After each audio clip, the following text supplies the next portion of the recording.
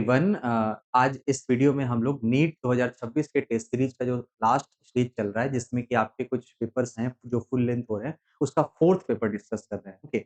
और इस पेपर का जो पहला क्वेश्चन है यूनिट डायमेंशन से प्रॉब्लम पूछा गया है। देखिए एक इक्वेशन दे रखी है A equal to A naught E to the power minus alpha T cube, कुछ ऐसा दे रखा है और आपको डायमेंशन बताना है अल्फा का। Alpha has the dimension. Okay. तो इतना तो आप जानते हैं होमोजेनिटी प्रिंसिपल की वजह से कि जो एक्सपोनेंट टर्म्स होते हैं वो हमेशा डायमेंशनलेस होते हैं। मतलब जो अल्फा और टी क्यूब है इसका कोई डायमेंशन ही नहीं होगा, ये डायमेंशनलेस क्वांटिटी होगी। m0 l0 t0 होगा। ओके। अल्फा का डायमेंशन और टी क्यूब का डायमेंशन t3 होगा। इसका डायमेंशन कुछ भी नहीं होगा, मतलब m0 l0 और t0 होगा। मुझे अल्फा का डायमेंशन बताना है, तो ये t इधर चला जाएगा और इसकी वैल्यू किसके इक्वल होगी t to the power -3। Okay. तो ऑप्शन कौन-सा इसका करेक्ट हो जाएगा? फोर्थ। बहुत ही ईज़ी सा प्रॉब्लम था। ओके। अगर इस तरीके के प्रॉब्लम आ रहे हैं तो मुझे सही करने चाहिए। Okay.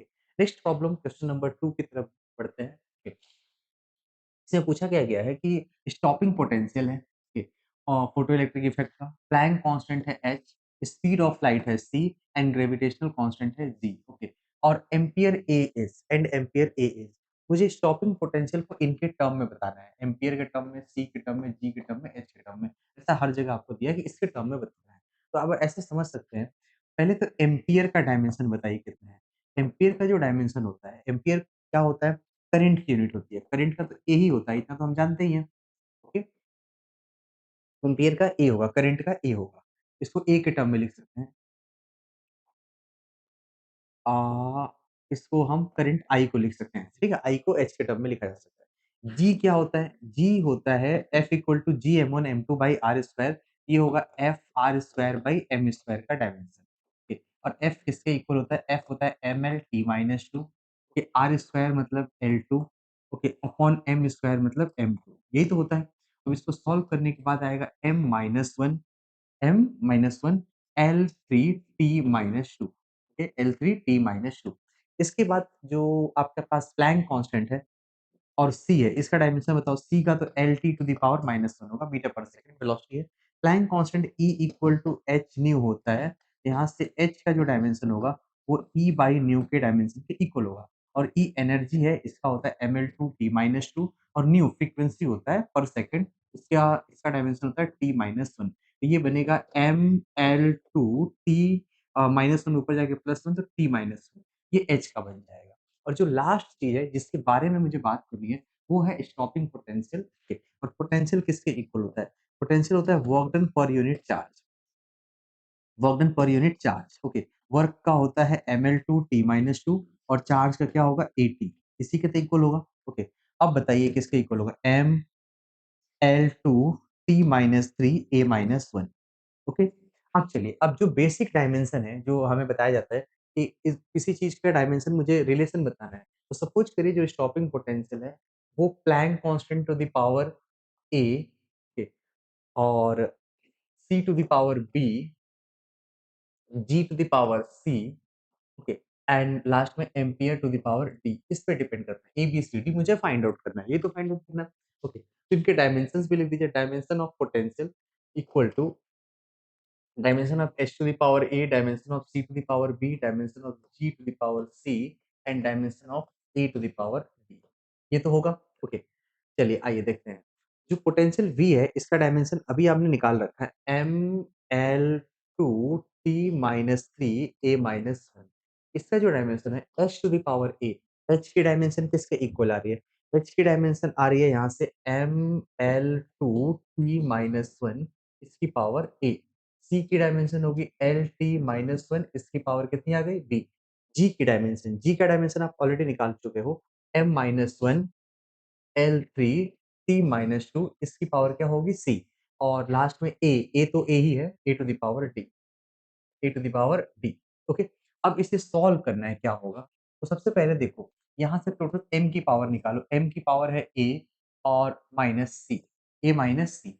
L to the power है two A plus B plus three C. Okay. T की पावर कितनी है? टी की पावर है टी की पावर है माइनस ए, यहाँ से टी की power minus B minus two C. Okay. और ए टू द पावर क्या है? डी है। चलिए आइए इसको कंपेयर करते हैं। m to the power 1, l to the power 2, t to the power -3 और a की पावर -1। ओके, पहले तो m की पावर को कंपेयर करें, ये मिलेगा a minus c equal to 1।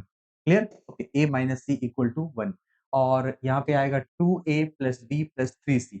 l की पावर को कंपेयर करेंगे, इसकी वैल्यू किसके इक्वल आ जाएगी? 2 और minus A minus B minus 2c किसके इक्वल होगा? -3 यानी a plus b plus 2c किसके इक्वल हो जाएगा?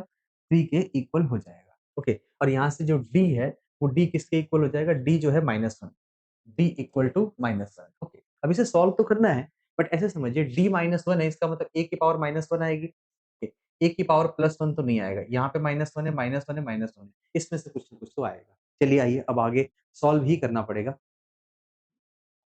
अब क्या करिए, यहाँ पे इसमें से इसको माइनस कर देते हैं, ओके? तो इसमें से इसको अगर माइनस करते हैं तो 2a माइनस a बचेगा a, b से b cancel, 3c minus 2c ये बचेगा plus c equal to 2 minus 1 यानी कि -1, 2 माइनस 3 -1 हो जाएगा और a plus c a minus c किसके इक्वल था? 1। इन दोनों को ऐड करेंगे, c से c कैंसल हो जाएगा, 2a इक्वल टू 0 यानी a इक्वल टू 0 था। a इक्वल टू 0 मतलब h की पावर 0 हो गई, h की पावर 2 ये गलत हो जाएगा, ये 0 है और ये 0 इनमें से कुछ हो सकता है। आगे सॉल्व करेंगे। अगर a इक्वल टू 0 आ गया, तो यहाँ से c इक्वल टू तो -1 आएगा ना, c equal to -1, c equal to -1 और c -1 आ गया, a 0 आ गया, तो b की वैल्यू कितनी हो जाएगी? -3, -3 उधर जाएगा, +3, 3 + 2 5 हो जाएगा। या फिर ऐसे लिख लेते हैं, a plus b plus 2c equal to 3, तो a की जगह तो 0 है, b फाइंड आउट करना है, -2 इक्वल टू 3 और b इक्वल टू किसके इक्वल हो जाएगा? 5। b इक्वल टू 5 यानी कि c की पावर b है, तो इसकी पावर 5 हो जाएगी और h की पावर 0, h की पावर 0, g की पावर कितनी है? g की पावर c था तो -1 होना चाहिए, -1 c पावर 5 a -1 ऑप्शन कौन-सा करेक्ट हो जाएगा? 4। थोड़ा लेंथी प्रॉब्लम था, ओके? इसको इस तरीके से ही कर सकते थे, कोई और स्टैंडर्ड तरीका नहीं था मुझे मेरे पास सॉल्व करने के लिए, ओके? चलिए, अब नेक्स्ट पार्ट की ओर बढ़ते हैं। एक यूनिट डायमेंशन का ही फिर से एक और प्रॉब्लम है। इसमें क्या पूछा गया है कि एक फोर्स है, ओके? वो टाइम और पोजीशन पे डिपेंड करता है, ओके?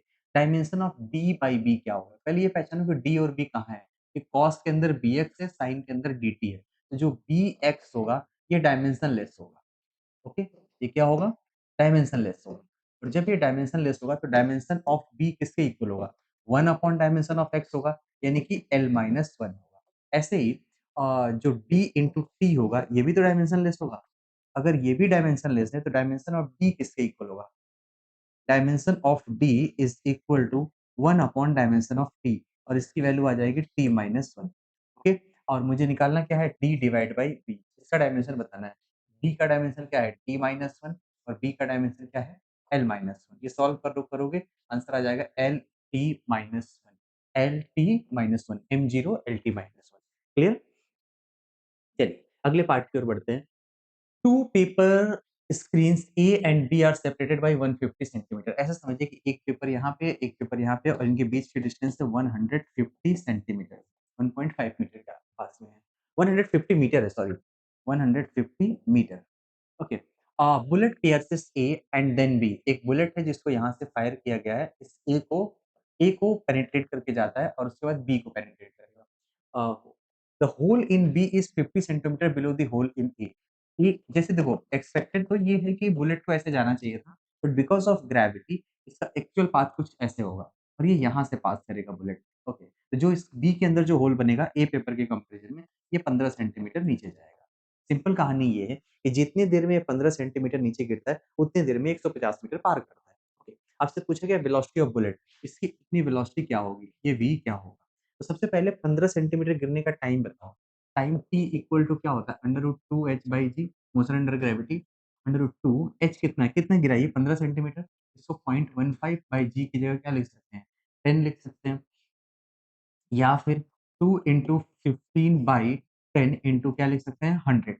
ओके, तो इस 100 में से एक काम करते हैं, ये 30 हो जाएगा, 30 में से 3 होगा √3/10, √3/10 सेकंड इतना आ जाएगा। ओके, टाइम मिल गया। क्या करना है, इतने टाइम में ही तो बुलेट जो है 20 स्पीड से 150 मीटर गया होगा। तो फॉर्मूला यूज़ कर लो distance is equal to speed multiplied by T. तो स्पीड किसके इक्वल होगी? D by T, okay. और डी बाई टी यूज़ करोगे, डिस्टेंस कितना है? Distance is 150 metre upon time is √3 divide by 10। ये ऊपर चला जाएगा 1500 बाई √3 मीटर पर सेकंड, या फिर ऊपर-नीचे √3 से मल्टीप्लाई कर दो, ये आ जाएगा 500 √3 मीटर पर सेकंड। ओके, इन्हीं दोनों में से कोई ऑप्शन होगा। 500 √3 मीटर पर सेकंड ऑप्शन कौन-सा करेक्ट हो जाएगा? 4th। क्लियर? नेक्स्ट पार्ट की ओर बढ़ते हैं। Particle moving in a straight line covers half of distance with speed 3 metre पर सेकंड। ओके, तो कोई एक जर्नी है जिसका हाल्फ वो चल रहा है 3 मीटर पर सेकंड से, ये V1 है।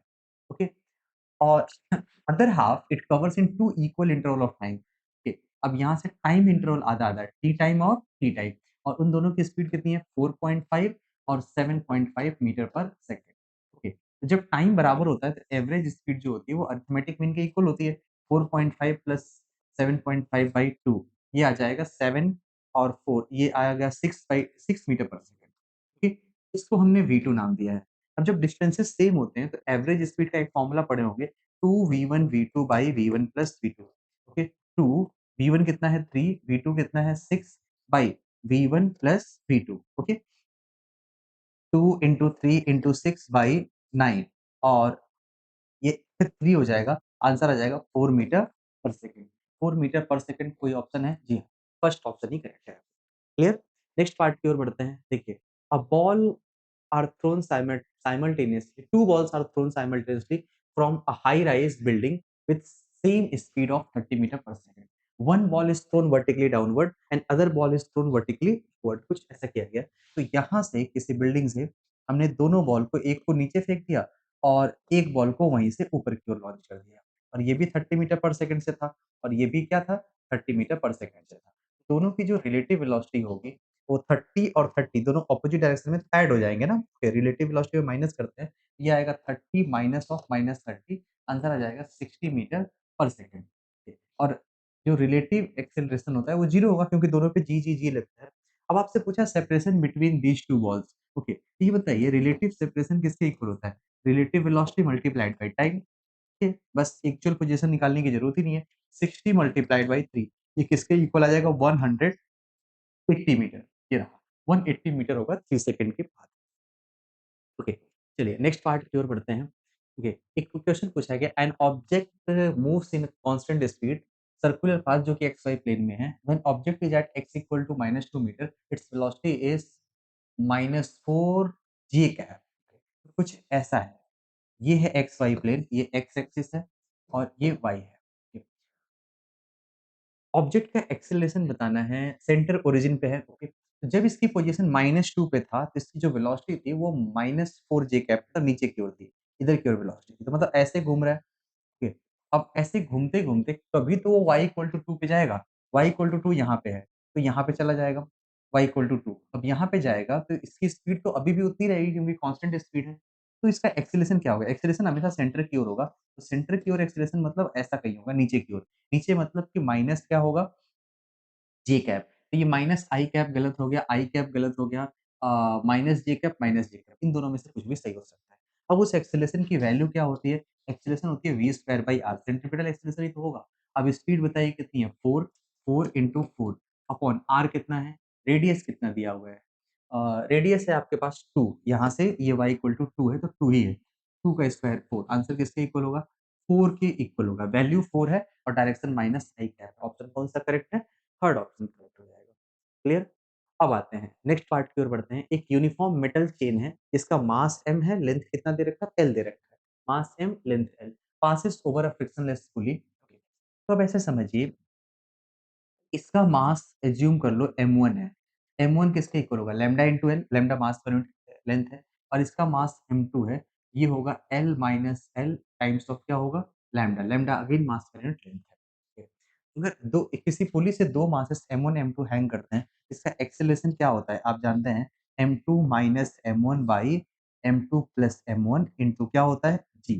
ओके, अब देखो, इसको अगर मैं इस टर्म में लिखूँ, ओके, तो ये m2 की वैल्यू क्या होगी? Lambda into capital L minus small l minus lambda into L upon total mass total mass होगा lambda L minus L plus lambda L, okay, और मल्टीप्लाइड बाय क्या होगा? जी, ओके। लैम्ब्डा एल का नहीं cancel तो नहीं होगा, दोनों ऐड हो जाएँगे। लैम्ब्डा पहले कैंसल हो गया, लैम्ब्डा कैंसल हो गया तो ये बचेगा एल माइनस 12 बाई ये कैपिटल एल इंटू क्या होगा? जी, ये बन जाएगा। और एक्सेलरेशन दे रखा है चेन का वो है g/2 तो वैल्यू ऑफ x पूछा गया है। g/2 value of x is L equal to capital L by x कुछ ऐसा है। तो A की जगह तुम g/2 लिखो, g/2 equal to g L minus 2L by capital L। Okay, g से g कैंसल हो जाएगा और ये बनेगा 1/2 equal to L minus 2L by capital L। Cross multiply कर दो। Okay, L is equal to 2L minus 4L। Okay, यहाँ से निकालोगे 4 times of L is equal to 2L minus L हो जाएगा L। L is equal to कितना होगा? L by 4 और क्वेश्चन में दिया गया था ये है L बाई x। इसका मतलब x इक्वल टू कितना है? x इक्वल टू है 4। ओके, ऑप्शन है जी हाँ। L इक्वल टू कितना आएगा? 4 आएगा। अगले पार्ट की ओर बढ़ते हैं। 2 person are holding a rope of negligible weight okay tightly at its end so that it is horizontal. Okay, तो यानी कि एक रोप है और एक पर्सन ए यहाँ से इसको पकड़ रखे हैं। ओके, और दूसरे पर्सन ने यहाँ से इसको पकड़ रखे हैं।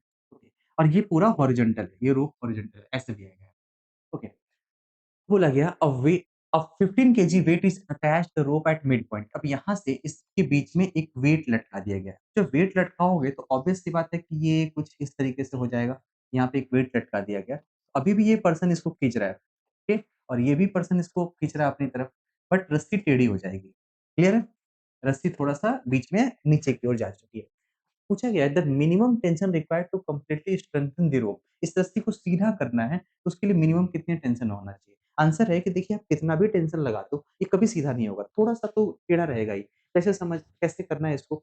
ऐसे कर लेते हैं, मान लो कि इधर की ओर तुम टेंशन टी लगा रहे हो, इधर भी टेंशन टी लगा रहे हो और ये एंगल है थीटा और ये भी एंगल क्या है? थीटा। इस वेट के लिए इस वेट का फ्री बॉडी डायग्राम बनाओ। ऊपर की ओर टेंशन के 2 कंपोनेंट 2t cos थीटा होगा और नीचे की ओर क्या होगा? mg होगा। तो इक्विलिब्रियम में 2t cos थीटा किसके इक्वल होगा? mg के इक्वल होगा और रिक्वायर्ड टेंशन आ जाएगा mg by 2 times of cos theta. ठीक है? किसी थीटा एंगल पर इक्विलिब्रियम की ये मैथमेटिकल कंडीशन होगी। ओके। अगर कोई पूछे कि ये रस्सी पूरा-पूरा हॉरिजॉन्टल हो जाए, इसका मतलब ये टोटल एंगल 180 हो जाएगा और आधा एंगल 90 होगा। तो अगर थीटा को 90 रखना चाहते हो, mg/2 times of cos 90। cos 90 कितना होता है? 0 something divide by 0 will give you infinite. Okay. Infinite का मतलब है कि होगा ही नहीं। ओके। इन्फिनिटली लार्ज और इन्फिनिटली लार्ज की मीनिंग क्या होगी? कि स्ट्रिंग कभी भी एग्ज़ैक्टली सीधा नहीं होगा। हॉरिजॉन्टल पॉसिबल नहीं है। आप कितना भी फोर्स लगाइए, हॉरिजॉन्टल पॉसिबल नहीं है। क्लियर? अगले पार्ट की ओर बढ़ते हैं। A pump of power 2 HP, 2 horse power की पावर है, is used to deliver water at certain rate. If pump of 1600 HP is used, then rate of delivery of water through the pipe of same area will be. देखिए, एक काम करते हैं, जो pump का power होता है P है, उसकी वजह से अगर कोई पानी जा रहा है तो उसकी जो अमाउंट होती है कितना जाएगा वो रो ए वी क्यूब के बराबर होता है। वी उसकी इतनी स्पीड होती है, ओके। या यूँ कहें कि पावर जो है directly proportional to V cube है। और जो रेट ऑफ फ्लो होता है यानी कि कितनी क्वांटिटी ऑफ वाटर पर सेकंड फ्लो कर रहा है, ये है एरिया इंटू वेलोसिटी और अगर एरिया सेम है तो Q directly proportional to V है। तो पावर जो है P की क्यूब हो जाएगी क्योंकि वी और क्यू सेम तरीके से रिलेटेड है। अगर मैं ऐसे बोलूँ P1 बाई P2 क्या ये Q1 बाई Q2 का होल क्यूब होगा? ओके, और P1 कितना है 2 और P2 कितना है 16 क्या ये 1 बाई 8 होगा? अब इसका क्यूब रूट ले लें तो Q1 बाई Q2 किसके इक्वल होगा? 1 बाई 8 का क्यूब रूट 1 बाई 2 होगा। तो Q2 इज़ इक्वल टू कितना होगा? 2 Q1 और पहले कितना था? पहले कुछ भी था मतलब 2 Q1 का मतलब 2 टाइम्स हो जाएगा। तो कितना होगा? 2 टाइम्स ऑप्शन सी करेक्ट हो जाएगा। क्लियर? ओके। नेक्स्ट पार्ट की ओर बढ़ते हैं। Potential energy of a particle varying with position वो दे रखा है ux equal to 2x to the power 4 minus 27x। Okay, x equal to 3/2 क्या है? Unstable stable type of equilibrium. तो सबसे पहले तो आप इसमें फोर्स निकालिए du by dx। Okay, du by dx निकालेंगे तो ये आएगा 8x क्यूब माइनस 27 और इसे 0 कर देंगे। तो यहाँ से आ जाएगा x cube equal to 27/8। Okay, और इसको हम 3/2 का होल क्यूब लिख सकते हैं। x की जगह आ जाएगा +3/2 जो कि पॉइंट ऑफ इक्विलिब्रियम है। ऐसा क्वेश्चन में दे भी रखा है। अगर ये पॉइंट ऑफ इक्विलिब्रियम है, तो मुझे इसका डबल डिफरेंशिएशन पहले निकालने दो। d2u बाई dx2 ओके, और ये आएगा 16x स्क्वायर ओके, और 16x स्क्वायर x की जगह 3/2 का होल स्क्वायर, ये जो कुछ भी आएगा ये तो पॉजिटिव आएगा, और पॉजिटिव आने का मतलब क्या होता है, d2u बाई dx2 अगर ग्रेटर देन 0 है, पॉजिटिव है, इसका मतलब कि उस पॉइंट की जो पोटेंशियल एनर्जी है, वो सबसे क्या है, minimum. Double differentiation more than 0 का मतलब मिनिमम पोटेंशियल एनर्जी। और मिनिमम पोटेंशियल एनर्जी किसके लिए होती है? ये तो स्टेबल इक्विलिब्रियम की होती है। ओके, इस केस में जो आंसर होगा वो क्या बनेगा आपका? Stable equilibrium. क्लियर? चलिए, अब अगले पार्ट की ओर बढ़ते हैं। Linear mass density of a rod of length 2 metre okay is given by lambda equal to 2 times of x square minus 1 KG per metre. Okay, x distance from the one end, the distance of centre of mass of the same from the same end. Rod का centre of mass क्या होगा? एक कोई ऐसा rod है ऐसे समझो, और इसकी जो लैम्डा दे रखी है, यहाँ से एक्स डिस्टेंस पर मास पर यूनिट लेंथ आपको गिवन है, और ये मास पर यूनिट लेंथ है lambda equal to 2x square minus 1, और यहाँ पे जाके हम छोटा सा dx का एलिमेंट निकालते हैं। एक बात बताओ, मास ऑफ एलिमेंट किसके इक्वल होगा? लैम्डा इंटू dx, और ये होगा 2x स्क्वायर माइनस 1 इंटू क्या होगा? dx। क्लियर? अगर ऐसा हमने किया, तो अब बताइए सेंटर ऑफ मास क्या होता है? सेंटर ऑफ मास होता है integration X DM by integration DM from 0 to 2 from 0 to 2। Total length 2 metre है ना? इंटीग्रेशन एक्स और डीएम की जगह बताइए क्या लिखें? 2x square minus 1 DX from 0 to 2 upon integration 2x square minus 1 into DX from 0 to 2। Clear? Okay, तो अब इसको सॉल्व किया जाए तो ये आएगा integration 0 to 2 2x cube 2x cube minus x dx upon 0 to 2 2x square minus 1 dx। Okay, जब इसको सॉल्व किया जाएगा, 2x क्यूब है, तो 2x to the power 4 by 4 minus x square by 2 okay, from 0 to 2 upon 2x cube by 3 minus x from 0 to 2। अब 2 put करो 0 पे तो 0 आ रहा है। जब हम 2 पुट करते हैं तो पहले तो ये x to the power 4 by 2 होगा, और x to the power 4 by 2 का इसका मतलब ये 4 आ जाएगा, माइनस 2 का स्क्वायर 4 बाई 2 यानी कि 2 आएगा। 4 माइनस 2 बाई, अगर हम 2 पुट करते हैं तो 8 16 बाई 3 माइनस 2 यही तो आ रहा है, और ये आएगा 2 बाई 16 माइनस 6 बाई 3 3 ऊपर चला जाएगा, ये 10 आएगा, ये आएगा 6 बाई 10 6 बाई 10 6 बाई 10 6 बाई 10 जो है 0.6 के आसपास आएगा। और एक मिनट, एक बार कैलकुलेशन चेक कर लिया जाए अच्छे से। हमें सेंटर ऑफ मास बताना था सेम एंड से 1.4 1.6 ओके, लैम्डा की जगह हमने 2x स्क्वायर माइनस 1 किया, x dx 2 X cube minus X है। 2x क्यूब को 2x to the power 4 by 4 minus X का एक्स स्क्वायर बाई 2।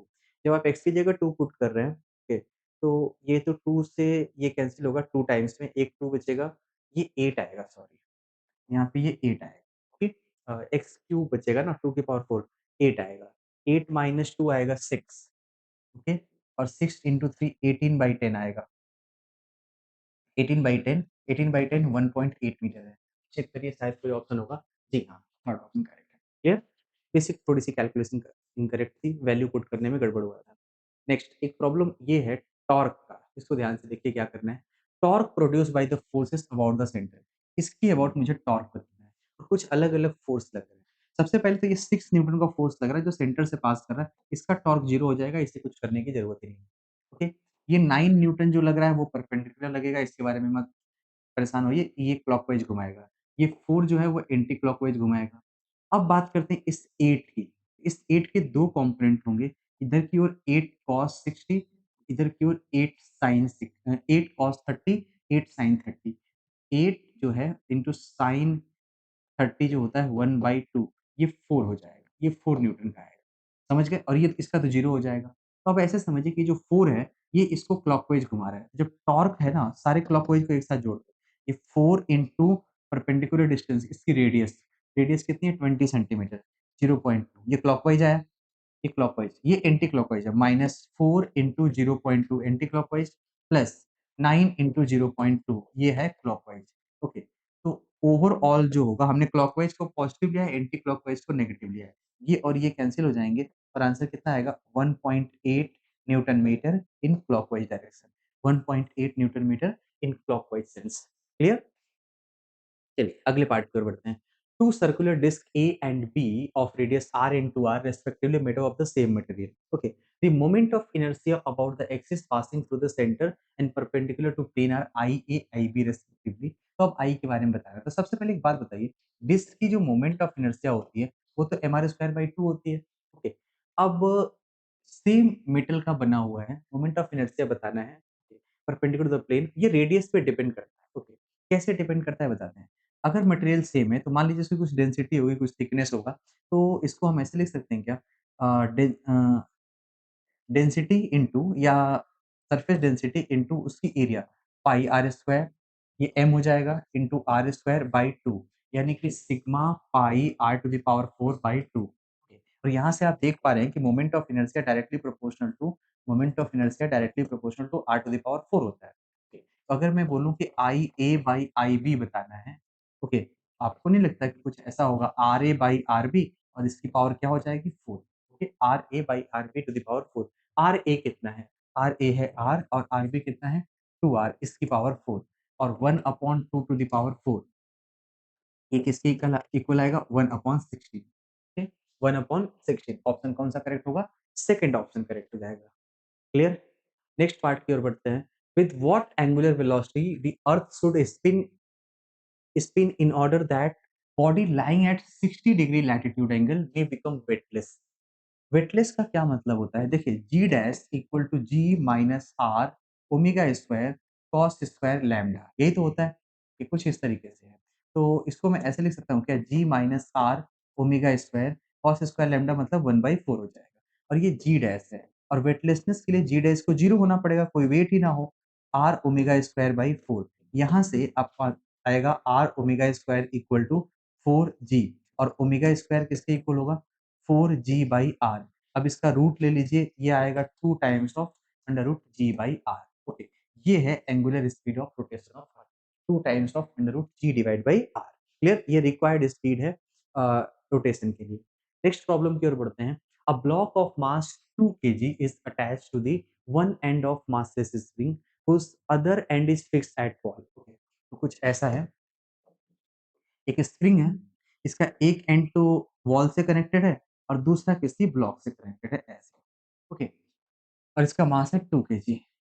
ओके, अब देखिए the spring mass system move on a frictionless horizontal table, ये horizontal table पे चलेगा और इसका कोएफिशिएंट ऑफ फ्रिक्शन क्या है? 0 है, स्मूथ है, एनर्जी कंजर्व रहेगी। The spring natural length is 2 meter and spring constant is 200 Newton per meter. The block is pushed such that the length of spring become 1 meter। मतलब इसको ये 2 metre का था, इसको पहले पुश करके 1 मीटर किया गया। ओके, ये 2 मीटर था, अब इसकी लेंथ को 1 मीटर कर दी गई, मतलब कि स्प्रिंग को कंप्रेस्ड कर दिया गया। ओके, ये 2 केजी है और यहाँ से यहाँ तक क्या है? ये 1 मीटर है। Clear? 1 metre. 200 the block position string then release, अब यहाँ से इसको रिलीज करते हैं at distance X metre. Okay, at distance X metre which is less than 2 फ्रॉम the wall the speed of block will be. अब अगर यहाँ से इसको छोड़ा गया, ओके, और ये यहाँ चला गया इस तरीके से और यहाँ से एक्स डिस्टेंस पे है अभी, तो इसकी स्पीड कितनी होगी? और लेस देन 2 है मतलब अभी भी ये कंप्रेस्ड है। क्लियर? यहाँ से यहाँ के बीच में एनर्जी कंजर्वेशन लगा दो। ओके, एनर्जी तो कंजर्व रहेगी। तो आप क्या यूज़ करने वाले हो? आप यूज़ करेंगे कि इनिशियल काइनेटिक एनर्जी कितनी है? Kinetic energy initial plus initial potential energy equal to final kinetic energy plus final potential energy. Initial kinetic energy यहाँ से रिलीज़ किया गया है, कोई काइनेटिक नहीं है 0, प्लस इनिशियल पोटेंशियल एनर्जी कितनी होगी? हाफ के एक्स स्क्वायर, के कितना है 200 और एक्स कितना होगा 1 स्क्वायर, हाफ के इंटू 1 स्क्वायर, 1 का इलॉन्गेशन है। अब देखिए ये 2 मीटर इसका नेचुरल लेंथ था, ये एक्स है तो अब जो कंप्रेशन होगा वो 2 माइनस एक्स हो जाएगा। ओके, ये कंप्रेशन ये भी था equal to final kinetic energy half M V square, mass 2 KG था, 2 इंटू वी स्क्वायर, ये वी फाइंड आउट करना है, प्लस हाफ के 200 इंटू एक्स स्क्वायर कितना है? ये होगा 2 माइनस एक्स का होल स्क्वायर, यही तो फाइंड आउट करना है। अब जब तुम ऐसा करोगे तो ये 2 से ये 100 कैंसल हो गया, ये 100 बचेगा। 100 equal to V square plus 100 into 2 minus X का होल स्क्वायर। ये 100 इधर लेके चले जाओ, ये आएगा 1 माइनस 2 माइनस एक्स का whole square equal to V square. अब रूट ले लो v equal to 10 1 minus 2 minus X का होल स्क्वायर और इसकी होल पावर क्या हो जाएगी 1/2। ये ऑप्शन के फॉर्मेट में मैंने निकाला है और ऑप्शन कौन सा करेक्ट हो जाएगा? सेकंड ऑप्शन करेक्ट है। क्लियर? चलिए नेक्स्ट पार्ट की ओर बढ़ते हैं। A particle executes SHM of amplitude 25 centimetre and time period of 3 second. Okay, ये टाइम पीरियड दे रखा है और ये एम्पलीट्यूड दे रखा है। What is the minimum time required for the particle to move between two points located 12.5 centimetre on either side of the mean position. अब ऐसे समझिए कि ये है x इक्वल टू 0 और ये x इक्वल टू एम्पलीट्यूड है, इसकी वैल्यू है 25 सेंटीमीटर। तो 12.5 तो इसके बीच में होता है ना, तो ये x इक्वल टू a/2 होगा एक साइड और ये x इक्वल टू क्या होगा माइनस a/2 दूसरे साइड। क्लियर? ओके। अब मुझे यहाँ से यहाँ पे पार्टिकल को लेके जाना है। जब यहाँ से यहाँ पार्टिकल को लेके जाओगे तो एक काम करो फेज़र डायग्राम बना लो। जब तुम फेज़र डायग्राम बनाओगे तो ये a/2 होगा, ये भी a/2 होगा। देखिए ये a/2 और ये a/2 ये 60 डिग्री आएगा और ये भी कितना आएगा 60 डिग्री। कैसे पता? ये a है और ये a/2 है तो 60 ही बनेगा cos थीटा यूज़ करने के बाद। ओके, अब ये 2 एंगल 60 है। यहाँ पे कोई पार्टिकल था और चल के यहाँ पहुँचना है। तो ये कितना एंगल घूमा? घूमा तो है 60 डिग्री। ओके, अब बताइए 360 डिग्री चलने का टाइम क्या लगता है? t 60 डिग्री टाइम चलने का क्या होगा? t/6 और टाइम पीरियड कितना है? टाइम पीरियड है 3, 3/6 1.1/5 यानी कि 0.5 सेकंड लगेगा। ऑप्शन कौन-सा करेक्ट हो जाएगा? सेकंड ऑप्शन करेक्ट हो जाएगा। क्लियर? नेक्स्ट पार्ट की ओर बढ़ते हैं। The ratio of density of 2 substances is 1:3। Okay, यानी कि डेंसिटी दे रखी है, डेंसिटी रेशियो है और स्पेसिफिक हीट का रेशियो दे रखा है। What is the ratio between the heat capacity per unit volume. अब एक बात बताइए, हीट कैपेसिटी बाय वॉल्यूम इसके बारे में बात करनी है। हीट कैपेसिटी तो एमएस होता है और नीचे क्या होगा? Volume. Mass by volume density, density into specific heat. Okay, अब रेशियो निकालो। रेशियो आएगा ρ1/ρ2 इंटू S1/S2। डेंसिटी रेशियो कितना है 1/3 और स्पेसिफिक हीट का रेशियो कितना है 3/2। आंसर किसके इक्वल आएगा 1/2। 1:2 ऑप्शन कौन सा करेक्ट होगा? सेकंड ऑप्शन करेक्ट होगा। क्लियर? ओके, अब अगले पार्ट की ओर देखते हैं। देखिए यहाँ पे एक फर्नेस दे रखा है 450 पर 450 डिग्री सेल्सियस और ये 0 डिग्री सेल्सियस। यहाँ पे स्टील की रॉड है और कॉपर की रॉड है। उसकी एरिया और कुछ प्रॉपर्टीज आपको गिवन है। आपसे पूछा क्या है the value of temperature T of the steel copper junction. यहाँ का टेम्परेचर क्या होगा यही बताना है और आपके पास कुछ ऑप्शन दे रखे हैं। तो सबसे पहले सबकी एक काम करिए स्टील और कॉपर के बारे में बात करते हैं। K1 K2 R thermal conductivity A1 A2।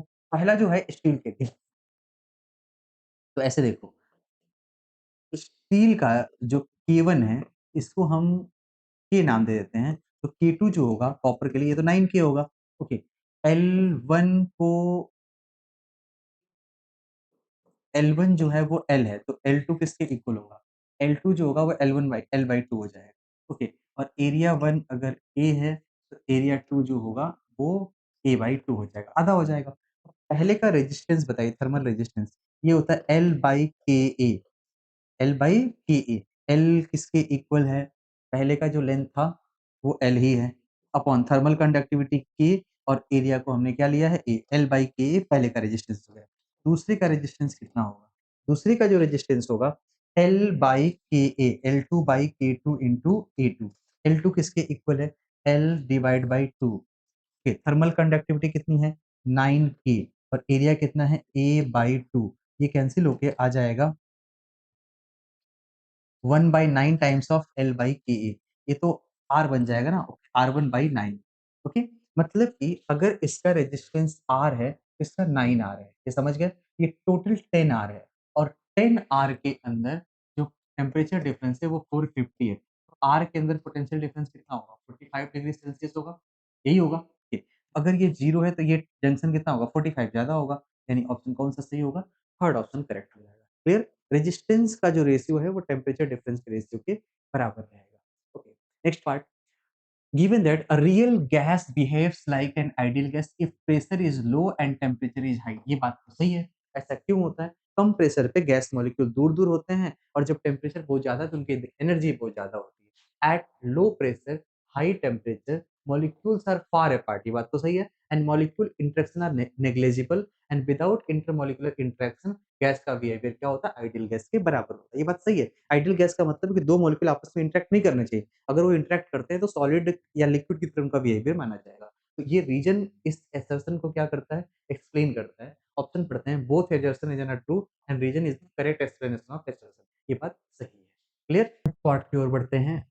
Thermodynamic process दे रखा है जिसमें pressure of a fixed mass of gas is changed in such a manner that gas molecule gives out 30 joule of heat. Okay, 30 joule of heat अगर बाहर निकल रहा है तो minus 30 joule होगा delta Q as per the sign convention, and 10 joule of heat is done on the gas, तो convention के according work done भी नेगेटिव होगा, माइनस 10 जूल। ओके, तो आप ऐसा करिए, first law of thermodynamics use करिए, delta Q equal to delta U plus delta delta. अब हीट किसके इक्वल है, माइनस 30, डेल्टा यू कितना है ये फाइंड आउट करना है, और माइनस डेल्टा यू 10 है, यहाँ से डेल्टा यू निकालेंगे माइनस 20 जूल आएगा। Okay, minus 20 joule. Delta U होता क्या है, final potential energy minus initial, और इसकी वैल्यू है माइनस 20। इनिशियल कितना दे रखा है, इनिशियल 40 है, फाइनल निकालना है, final equal to initial minus minus delta U यानी कि 20, और इनिशियल है 40, 40 माइनस 20 आंसर कितना आ जाएगा, 20 जूल के बराबर आ जाएगा। जो 20 जूल है वो इनिशियल आपकी क्या है, इनिशियल इंटरनल एनर्जी है, तभी तो फाइनल आपका इनिशियल 40 था तो फाइनल क्या होगा, 20 होगा, चेंज नेगेटिव का है, यानी वैल्यू कम हो चुकी है। अगले पार्ट की ओर बढ़ते हैं। If the work done in the stretching wire by 1 mm is 2 joule. Okay.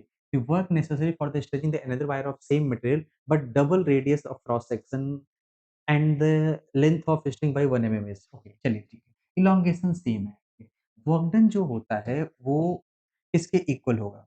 ये होता है half into stress into strain, यही होता है। ओके, तो या फिर ऐसे कर लेते हैं, हाफ के एक्स स्क्वायर कर लो, और के क्या होता है, Y A by L into delta L का होल स्क्वायर, यही तो होता है। और ये एनर्जी होती है इलास्टिक पोटेंशियल एनर्जी, और इतनी ही वर्क डन है किसी वायर को इलोंगेट करने के लिए। तो ये इलोंगेशन तो दोनों का सेम है, तो ये डेल्टा एल सेम हो गया, मटेरियल सेम है यानी यंग्स मॉडुलस सेम है। ओके, एरिया और length. Okay, work done in stretching the wire to beam necessary for the stretching wire of same material, double radius cross section, half of the length. Okay, length अलग-अलग है, area अलग-अलग है, तो आपको नहीं लगता कि जो एनर्जी है वो एरिया पर यूनिट लेंथ होगा, यानी कि रेडियस स्क्वायर बाय लेंथ होगा। ओके, तो वर्क डन भी directly proportional to radius square by length होगा। इसका मतलब work 1 by work 2 equal to R1 by R2 इसका होल स्क्वायर, और L का उल्टा होगा यानी कि L2 बाय क्या होगा, L1। वर्क 1 है 2 जूल और वर्क 2 आपको फाइंड आउट करना है। रेडियस 1 क्या है, with double of the cross section. Okay, radius of cross section जो है डबल है, तो पहले आर था और बाद में 2r होगा, इसका whole square into length and half of the length. पहले का जो लेंथ है वो l था और बाद की लेंथ है l/2। ओके, जब इसे सॉल्व करोगे तो ये आ जाएगा 1/8। ओके, और 1/8 होगा तो W2 होगा 2 मल्टीप्लाइड बाई 8, यानी कि ये किसके इक्वल हो जाएगा, 60 जूल के इक्वल हो जाएगा, और ऑप्शन कौन सा करेक्ट हो जाएगा, फर्स्ट ऑप्शन करेक्ट है। क्लियर? नेक्स्ट पार्ट की ओर बढ़ते हैं। A given charge is situated at certain distance from electric dipole on equatorial position, experience of force F. Okay, तो फोर्स जो होता है वो F equal to charge into electric field होता है, और चार्ज इंटू इलेक्ट्रिक फील्ड किसके equal होगा, 2 kp by R Q. Now the distance of the charge is doubled, the force क्या होगा, एफ डैश क्या हो जाएगा, again Q into E dash, ये क्या होगा, Q into 2 kp by R dash, यानी 2r का होल क्यूब, ये कुल मिला के 1/8 टाइम्स ऑफ ओरिजिनल फोर्स आएगा। ओके, एफ डिवाइड बाई क्या लिख सकते हैं हम, 8 लिख सकते हैं। ओके, अगले पार्ट की ओर बढ़ते हैं। Electric dipole of length 20 centimetre having 3 into 10 power minus 3 charge placed at 60 degree with respect to uniform electric field experience a torque of magnitude। तो टॉर्क किसके इक्वल होता है, टॉर्क होता है PE sine theta, sine theta कितना होगा, sine 60। Torque है 6 equal to P into E, sine 60 होता है √3/2। ओके, तो पीई इक्वल टू हो जाएगा 12 डिवाइड बाई √3, या फिर 3 से कैंसिल कर सकते हैं तो 4 √3, ये पीई की वैल्यू आ गई। अब क्या पूछा है, potential energy of the dipole in the same position. Potential energy का जो फॉर्मूला आता है वो आएगा minus of P into E into cos theta minus P dot E होता है माइनस पीई की वैल्यू है 4√3 और कॉस थीटा किसके इक्वल होता है कॉस 60 1/2। आंसर किसके इक्वल होगा -2√3 और यूनिट किस में आएगी जूल -2√3 जूल। ओके चलिए नेक्स्ट पार्ट की ओर बढ़ते हैं। If V A minus V B equal to 7 volt then energy in capacitor C1। पहले तो इस पे चार्ज निकालो। मान लो कि इस पे चार्ज है प्लस माइनस क्यू तो इस पे भी चार्ज होगा प्लस माइनस क्यू। अब इसमें इक्वेशन जरा लिखिए VA minus Q by C1 minus 5 volt minus Q by C2 equal to VB। पहले तो सिंपल इक्वेशन यही लगेगी। अब VA माइनस VB की वैल्यू दे रखी है। VA minus VB equal to Q by C1 plus 5 या फिर ऐसे लिखिए -5 equal to Q by C1 plus Q by क्या होगा C2। अब ये माइनस ये 7 minus 5 equal to Q by C1 कितना है 3 प्लस क्यू बाई C2 कितना है 6 Q 1 by 3 plus 1 by 6। Okay ये आ जाएगा क्यू और ये 1/2 आ जाएगा यानी क्यू बाई 2 हो जाएगा और क्यू की वैल्यू हो जाएगी 7 माइनस 3 ये 2 इंटू 2 क्या ये 4 माइक्रो कूलम आएगा। ठीक, चार्ज आ गया 4 माइक्रो कूलम। अब मुझे इस पे एनर्जी बतानी है। एक बात बताइए एनर्जी क्या होता है? एनर्जी होता है क्यू स्क्वायर बाई 2 सी। ठीक है क्यू है 4 इंटू 4.2 इंटू सी कितना है 3। ठीक है ये 2 हो जाएगा। आंसर आ जाएगा 8/3 माइक्रो जूल क्योंकि आपने माइक्रो फैराड रखा हुआ था तो आंसर किस में आएगा माइक्रो जूल में आ जाएगा। क्लियर। नेक्स्ट पार्ट की ओर बढ़ते हैं। देखिए for what ratio of R1 R2 R3 the equal power is developed across the register. तो अब एक काम करते हैं यहाँ पे इस रेशियो को पहचानते हैं R1 R2 R3। ऐसा समझिए कि पावर I स्क्वायर R होता है। अगर मैं इन दोनों को बराबर-बराबर मानूँ तो इसमें करंट भी इक्वल-इक्वल जाएगा। मान लीजिए इसमें I गया तो इसमें भी क्या गया? I गया। ओके। बट इसमें तो 2i जाएगा ना, तो पावर जो होता है वो तो I स्क्वायर R होता है, I का स्क्वायर, इसका स्क्वायर आएगा 4 टाइम्स, ओके? और इसका स्क्वायर आएगा 4 ओके। तो इसका भी I स्क्वायर R हो जाएगा, ओके। मुझे पावर सेम चाहिए, ओके। पावर सेम चाहिए तो ऐसे समझो, इसको ये सोचिए कि इसमें I जा रहा है। आई स्क्वायर आर की पावर आ गई P1 is equal to I square R1। अब इस आई के 2 पार्ट जाएँगे, इसमें और इसमें। इसको आ जाएगा मान लीजिए इक्वल-इक्वल डिवाइड हो रहा है, तो I/2 इंटू R2 और यही होगा I/2 whole square into R3। ये सेम तभी होगा जब आई कैंसल कैंसल कर दो तो ये R1 जो होगा वो R2/4 और R3 क्या होगा 4 हो जाएगा। इसका मतलब जो रेशियो आएगा वो किसके इक्वल होगा? 1:4 का रेशियो आ जाएगा। क्लियर? कि आई और आर का उल्टा रेशियो होगा, तभी जाके देखिए इसमें आई कम हो गया, 4 टाइम्स आई डिवाइड हो गया, आई स्क्वायर टाइम्स कम हो जाएगा तो ये ज़्यादा हो जाएगा। ऑप्शन कौन-सा करेक्ट कर दोगे? 1:4:4 कर लेंगे। क्लियर? 27 की तरफ बढ़ते हैं। Specific resistance of a material of wire rho दे रखा है, ओके एंड वॉल्यूम दे रखा है 3 मीटर क्यूब, रेजिस्टेंस 3 दे रखा है, लेंथ ऑफ वायर पूछा है। अब बताइए R इक्वल टू क्या होता है? Rho L by A। एक काम करो वॉल्यूम दिया है तो ऊपर-नीचे L से गुना कर दो। Rho L square by area into length. Area into length volume होता है, rho L square by volume B. ठीक है? तो अब मुझे R की जगह कितना देखा 3 equal to rho into L square L find out करना है और वॉल्यूम कितना है 3। 3 इंटू 3 9 हो जाएगा। L square equal to 9 by क्या आएगा रो और L इज इक्वल टू क्या होगा 3 by under root rho. 3 by under root rho okay 3 divided by under root rho ये कौन-सा हो जाएगा? ये सेकंड क्लियर हो जाएगा। ओके चलिए अब अगले पार्ट की ओर बढ़ते हैं। During metre bridge experiment null point was obtained at distance 40 centimetre from terminal A okay when known resistance of R is connected to the left gap near A. When resistance of 10 ohm is connected parallel to unknown X, then to the right gap, it was found that null point is shifted to the 60 centimetre the unknown resistance access. एक काम करते हैं ऐसे समझिए during the bridge experiment null point was obtain at distance 40 centimetre. ऐसे समझिए कि ये कुछ मीटर ब्रिज का एक्सपेरिमेंट कर रहे हैं तो यहाँ पे 40 सेंटीमीटर पे हमारा क्या मिला नल पॉइंट मिला ओके। ये एक अननोन रेजिस्टेंस एक्स है और ये कोई नोन रेजिस्टेंस है ये कितने का है ये भी नहीं पता है। 10 ओम कनेक्टेड अननोन राइट एक्स की वैल्यू बतानी है तो मान लो कि यहाँ पे कोई एक रेजिस्टेंस था आर ओके, और ये 60 बन जाएगा। तो सबसे पहले R/40 equal to x by क्या होगा 60। तो R बाई x किसके इक्वल हो जाएगा 2/3, या फिर यहाँ से R निकाल लो, R की जगह होगा 2x/3। पहले तो ये समझ में आया।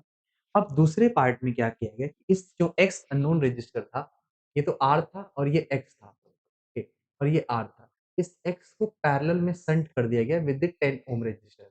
10 ohm resistor is connected parallel to the unknown x। अब उसके बाद जो आपका नल पॉइंट आता है, वो आता है 60 सेंटीमीटर बाहर से। ये 60 सेंटीमीटर हो जाएगा और ये कितना हो जाएगा 40 centimetre.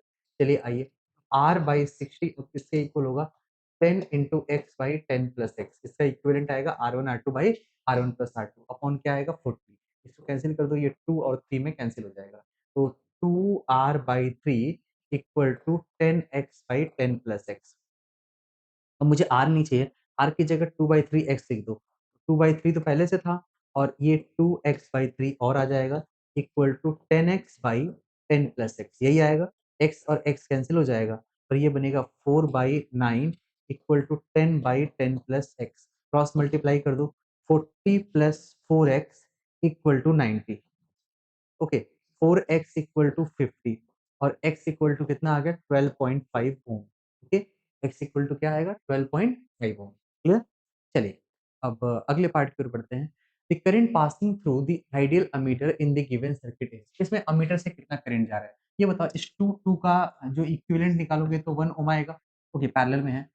2 plus 1 3 plus 4 7 plus 1 8। Okay, तो जो इक्विवेलेंट रेजिस्टेंस आएगा वो तो टोटल 8 ओम आएगा और करंट किसके इक्वल होता है V by total R equivalent. V है 4/8, कितना आएगा 0.5 एम्पियर और यही करंट तो अमीटर से पास कर रही होगी। क्लियर? इसमें तो कुछ करना ही नहीं था, तो कुछ ज़्यादा ही ईज़ी हो गया। ओके, अगले क्वेश्चन की ओर बढ़ते हैं।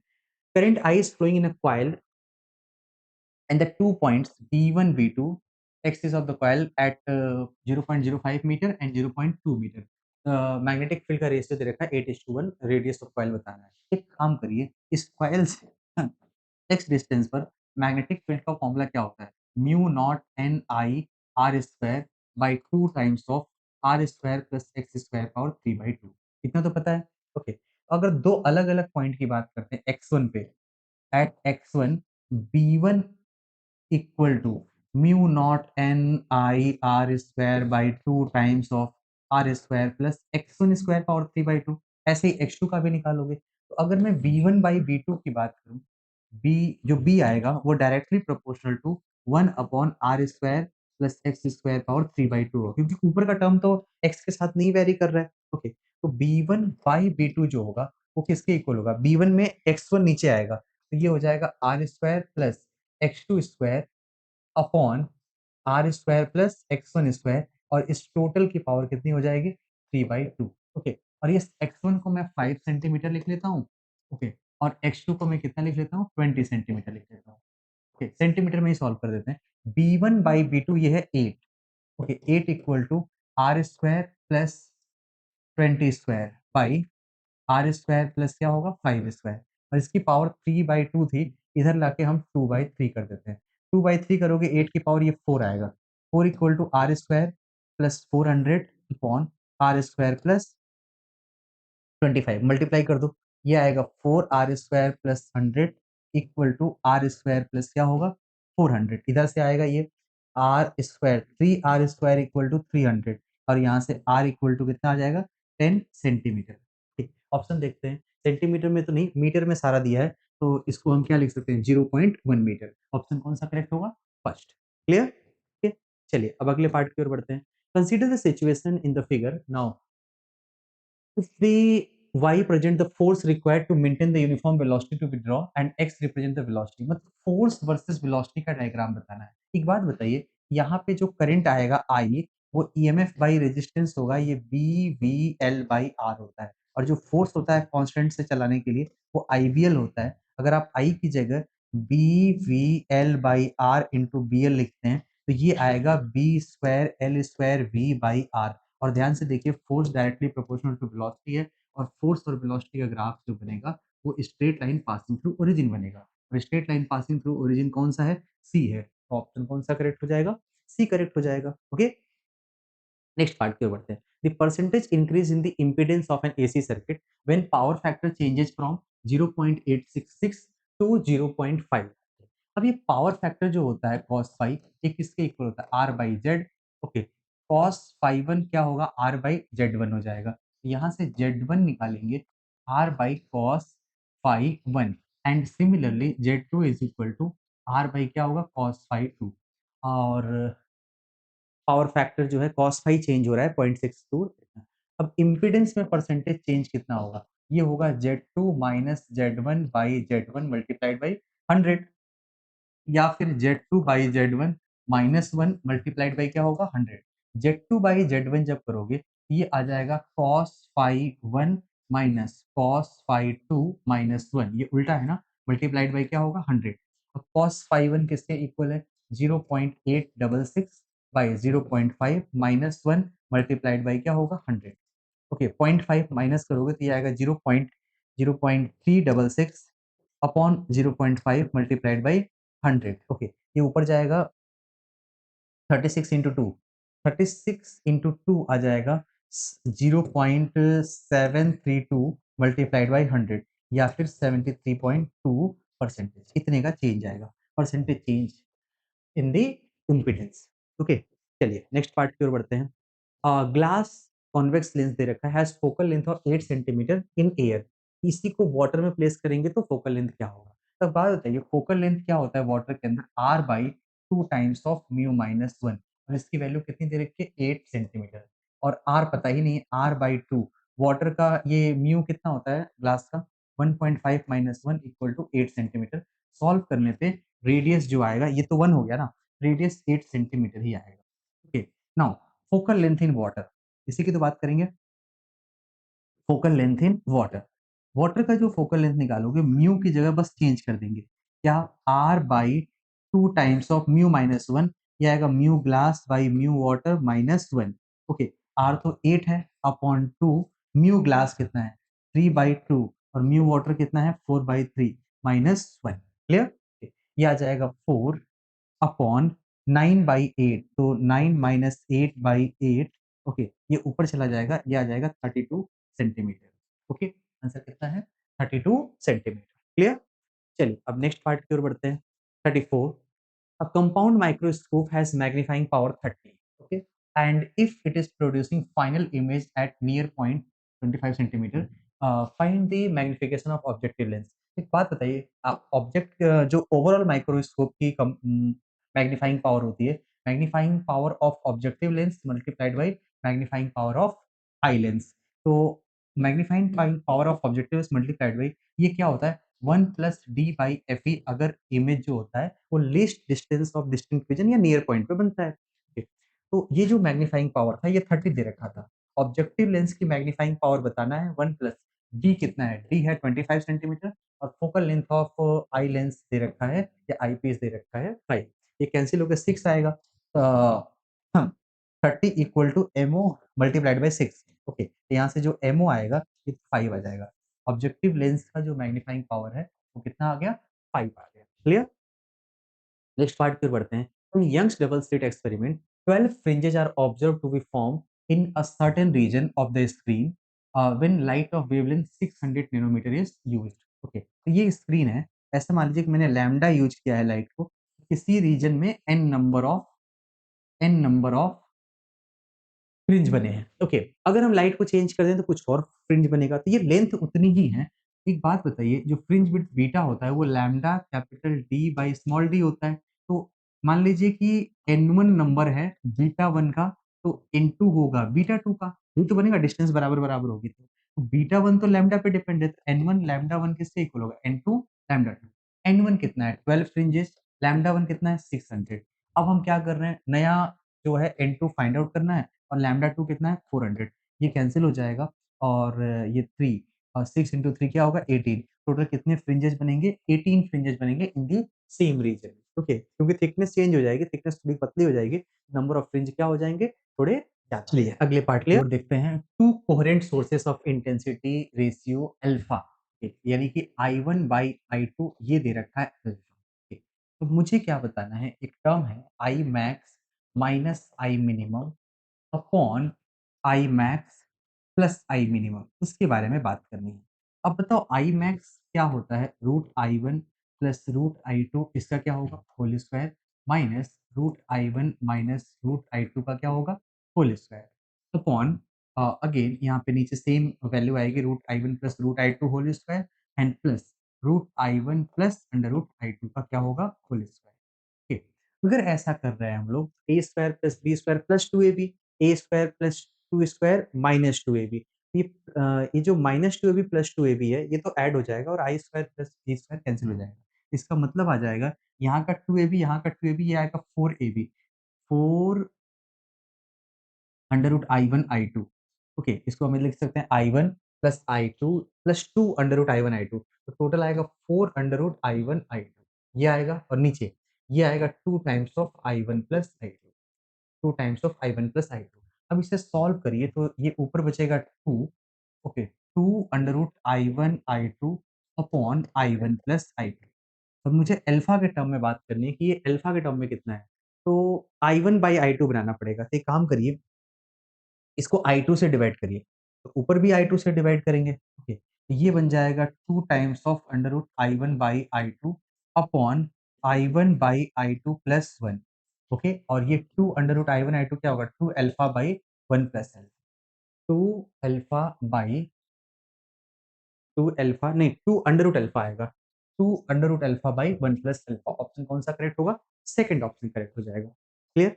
अब अगले पार्ट की ओर बढ़ते हैं। The de Broglie wavelength of an electron moving with velocity this value is equal to the photon. Okay, जब वेवलेंथ बराबर है तो रेशियो ऑफ काइनेटिक एनर्जी। एक बात बताइए, kinetic energy of electron to energy of photon. एक बात बताइए, energy of electron by energy of photon जो होता है for the same de Broglie wavelength, ये तो V बाई 2c होता है, स्टैंडर्ड रिजल्ट है, आपको याद होना चाहिए, अदरवाइज़ डिराइव कर लेना। ओके, V की वैल्यू कितनी है? 1.5 into 10 to the power 8 upon 2 into C, 3 into 10 to the power 8, solve करेंगे ये आ जाएगा 1 बाई 4 और यही आपका क्या है? रिक्वायर्ड रेशियो है। ओके, ये रिजल्ट आपको याद होना चाहिए। ओके, अगले पार्ट की ओर बढ़ते हैं। In the figure shown the plot of current versus potential का दे रखा है, फोटोइलेक्ट्रिक कर्व का दे रखा है। ओके, देखिए, curve A and B represent incident radiation of different frequency. A और बी का स्टॉपिंग पोटेंशियल सेम है, तो फ्रीक्वेंसी सेम होना चाहिए, जो कि यहाँ पे डिफरेंट दे रखा है, इस वजह से गलत होगा। Curve A and B represent incident radiation of same frequency, ये बात सही है, बट डिफरेंट इंटेंसिटी, हाँ, ये भी सही है। इंटेंसिटी अलग-अलग होगा तभी तो फोटो करंट अलग-अलग होगा, तो ये करेक्ट है। ओके, और आगे फिर आप चेक कर लीजिएगा, यही ऑप्शन है, क्या है करेक्ट है। चलिए, नेक्स्ट पार्ट की ओर। Hydrogen atom of is free to move and its electron is in n equal to 5 and find the recoil speed of the atom when electron jump from n equal to 5 to n equal to 1। Okay, देखिए, E1 की जो energy कितनी होती है? Minus 13.6 electron volt, और जो 5 होता है, इस 5 की एनर्जी होती है माइनस 0.5, 25 से डिवाइड कर देंगे तो ये आ जाएगा 0.51 के आसपास, है ना? हाँ, यही आता है। इसकी जो एनर्जी गैप है डेल्टा ई, ये 13.6 माइनस 0.51, ये लगभग-लगभग 13.1 के आसपास आ जाएगा ना? हाँ, 13.1 के आसपास आएगा इलेक्ट्रॉन वोल्ट पे, या 13 इलेक्ट्रॉन वोल्ट भी बोल सकते हैं। ओके, 13.09। तो करना क्या है हमको, हमें उसकी स्पीड बतानी है। Speed, recoil speed of the atom कितना होगा? तो जब फोटॉन इतने से निकलेगा, तो जो इसका मोमेंटम होगा, वो ये फोटॉन क्या एनर्जी है। ओके, तो एक बात बताइए, मोमेंटम ऑफ हाइड्रोजन और मोमेंटम ऑफ फोटॉन बराबर होगा, और मोमेंटम ऑफ फोटॉन कितना होगा? डेल्टा ई, ई बाई सी होता है बेसिकली। मोमेंटम एनर्जी जो होती है एच बाई लैम्ब्डा या ई बाई सी होता है। ओके, तो ई बाई सी तो हो गया, ई पता है, सी पता है। Momentum of the hydrogen atom, अब हाइड्रोजन एटम का जो मोमेंटम होगा, ये वेलोसिटी निकालनी है, तो इसको मास इनटू वेलोसिटी निकाल लीजिए, equal to E by C, delta E by C. Okay, velocity आएगा delta E upon mass of hydrogen atom into C. अब डेल्टा ई कितना है? 13 इलेक्ट्रॉन वोल्ट, इसको वोल्ट जूल में रखना पड़ेगा, 1.6 into 10 power minus 19 upon mass, mass of the hydrogen atom, इसमें proton होगा, 1.6 into 10 to the power minus 27 into speed of light 3 into 10 to the power 8 metre पर second. ये आपका आंसर आएगा। क्लियर है? ठीक, ये रिक्वायर्ड स्पीड के इक्वल आ जाएगी। अब इसे आप आसानी से सॉल्व कर लीजिएगा, थोड़ा-सा डेटा गड़बड़ है, देखिएगा किसके इक्वल आ रहा है। ओके, नेक्स्ट पार्ट की ओर बढ़ते हैं। एक जेनर डायोड है, ओके, ये वोल्टेज रेगुलेटर की सर्किट है, इसमें सीरीज रेजिस्टेंस दे रखा है, लोड रेजिस्टेंस है 4 किलो ओम, ठीक है? और जो सीरीज रेजिस्टेंस है वो है 1 किलो ओम, ठीक है? और यहाँ पे फ्लक्चुएटिंग वोल्टेज लगाया गया है जो कि 8 वोल्ट से लेके 16 वोल्ट के बीच में कुछ भी वैरी कर सकता है, ठीक है? यहाँ से 16 वोल्ट के बीच में वैरी कर सकता है। हमसे पूछा गया है मिनिमम और मैक्सिमम करंट जो जेनर वोल्टेज के में फ्लो करेगा और इस जेनर का पोटेंशियल है 6 वोल्ट, ये 6 ही रहेगा। अगर ये 6 है इसका भी पोटेंशियल 6 रहेगा, इसका करंट भी फिक्स रहेगा और इसका करंट होगा 6/4 1.5 मिली एम्पियर, ये तो फिक्स है। फिर यहाँ से 1.5 मिली एम्पियर जाएगा। तो अब यहाँ से अगर ज़्यादा आएगा तो इसमें ज़्यादा जाएगा, यहाँ से कम आएगा तो कम जाएगा।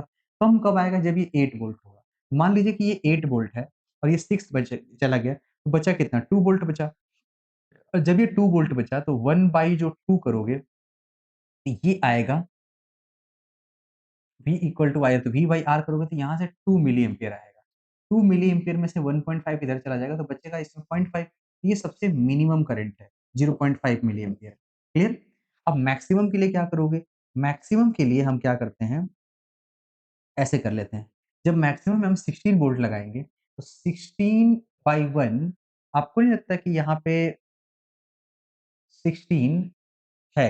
16 में से 6 तो चला गया यहाँ, तो इसका पोटेंशियल डिफरेंस अब आएगा 10 वोल्ट और 10/1 यानी कि 10 मिली एम्पियर की करंट जाएगी। 10 मिली एम्पियर में से 1.5 इधर जाएगा तो बचेगा कितना? 8.5 milli ampere. Okay, maximum current होगा 8.5 मिली एम्पियर और ऑप्शन कौन-सा करेक्ट हो जाएगा? सेकंड ऑप्शन करेक्ट हो जाएगा। क्लियर? ओके, चलिए अब आगे की ओर बढ़ते हैं। नेक्स्ट पार्ट जो है in a full wave junction diode rectifier the input AC has RMS value of 20 volt. तो इसकी जो पीक वैल्यू होगी वो 20√2 होगी इनपुट की, ये V1 है। ठीक। अब ट्रांसफार्मर यूज़ कर रहे हैं जिसका ट्रांसफॉर्मेशन रेशियो है 1:2, जो आउटपुट वोल्टेज होगा वो 2 टाइम्स ऑफ इनपुट होगा और आंसर आ जाएगा 40√2। ओके, लेकिन ये पीक वैल्यू है, यानी कि ये V0 है। The DC voltage of rectification output, जो डीसी वोल्टेज आएगा ये तो किसके इक्वल होता है VDC 2 V nought by pi, यही तो एवरेज वैल्यू बताओगे। ओके, तो ये बताओ 2 by pi into peak value ये किसके इक्वल होगा 40√2 यानी 80√2 बाई पाई। अब इसको हम अप्रोक्सीमेटली सॉल्व कर लेंगे। क्लियर है, ये वोल्ट में आ जाएगा। अगले पार्ट की ओर बढ़ते हैं। A bar magnet of magnetic moment दे रखी है, okay, is free to rotate in horizontal plane. The work done in rotating the magnet slowly in the direction parallel to the horizontal magnetic field is 260 degree will be. Okay, तो 0 से 60 degree घुमाने में जो work done होता है वो किसके equal होता है M B 1 minus cos theta. Okay, और एम बी ये आएगा 1 माइनस कॉस 60 1 बाई 2 है, 1 minus 1 by 2 M B by 2 है। एम कितना है मैग्नेटिक मोमेंट, ये है 10 to the power 4 into magnetic field कितना है 4 into 10 to the power -5 upon 2, answer आ जाएगा 0.2 जूल।